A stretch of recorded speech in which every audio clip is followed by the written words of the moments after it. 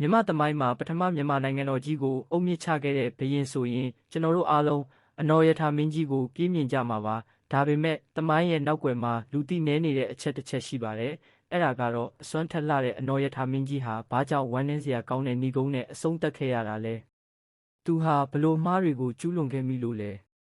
ဒီနေ့ဗီဒီယိုမှာတော့အနော်ရထာမင်းကြီးရဲ့နောက်ဆုံးနေဝင်ချိန်နဲ့သမိုင်းသင်ခန်းစာတွေကိုတင်ဆက်ပေးသွားမှာပါခင်ဗျာအနော်ရထာမင်းကြီး၏နောက်ဆုံးနေဝင်ချိန်မင်းကြီးဟာစင်ဖြူတော်စီးပြီးတောကစားထွက်ရင်ပကံပြည်အနီးကငှက်ပစ်တောင်ရောက်မှကျွဲဖြူတစ်ကောင်နဲ့တိုးခဲ့ပါတယ်အဲ့ဒီကျွဲဖြူဟာတာမန်ကျွဲမဟုတ်ဘဲနတ်မင်းကဖန်ဆင်းထားတဲ့ကျွဲလို့ဆိုကြသလိုတစ်ဖက်ကလည်းမင်းကြီးရဲ့အတိတ်ကံကြောင့်လို့လည်းယူဆကြပါတယ်အဲ့ဒီကျွဲဖြူရဲ့ဝိတ်ချင်းကိုခံရပြီးမြမသမိုင်းရဲ့နေမင်းတစ်ပါးဟာမမျှော်လင့်ပဲကျွေလွင်ခဲ့ရပါ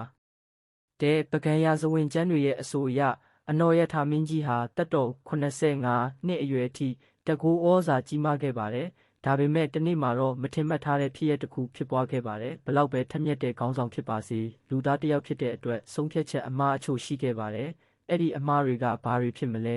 ။ပထမအချက်ကတော့ကျန်စစ်သားအပေါ်ထားရှိတဲ့တန်တရားပါမိဖုရားမနီးဆန္ဒနဲ့ပတ်သက်ပြီးအမျက်ရှက်ကမိမိရဲ့အားအကိုးရဆုံးစစ်သူကြီးကိုတတ်ဖို့အထိကြိုးစားခဲ့ပါတယ်။ဒါဟာနိုင်ငံတော်အတွက်အစားထိုးမရတဲ့စွမ်းအန်းဆောင်ရရှိသူတဦးကိုကိုကျိုးအတွက်နဲ့ဆုံရှုံးစေနိုင်တဲ့အမှားတစ်ခုပါရှုံးနေသူအပေါ်ကိုချင်းစာမှုအားနည်းခြင်းတထုံပြည်ကိုအောင်နိုင်ပြီးနောက်မနူဟာမင်းကိုတုံ့ပန်းအဖြစ်ခေါ်ဆောင်လာခဲ့တာဟာဘာသာရေးအရာကောင်းမွန်ပေမဲ့မနူဟာမင်းအပေါ်ဆက်ဆံပုံတွေကမင်းတစ်ပါးရဲ့ဂုဏ်သိက္ခာကိုထိခိုက်စေခဲ့ပါတယ်။ဒါကြောင့်လဲမနူဟာမင်းဟာငါကဲ့သို့တပားသူလက်အောက်မရောက်ပါရစေနဲ့လို့ဆုတောင်းပြီးမနူဟာဖျားကိုကျင်းကျင်းကြက်ကြက်တီးခဲ့တာဟာယနေ့တိုင်တက်တည်ပါပဲကိုယ်တိုင်ယုံကြည်မှုလွန်ကဲခြင်းဘဝနောက်ဆုံးချိန်မှာအဆောင်လျှောက်နေပါစွာနဲ့တကူတော်တောကစားထွက်တာဟာမင်းကြီးရဲ့ကိုယ်တိုင်ယုံကြည်မှုလွန်ကဲခြင်းကိုပြနေပါတယ်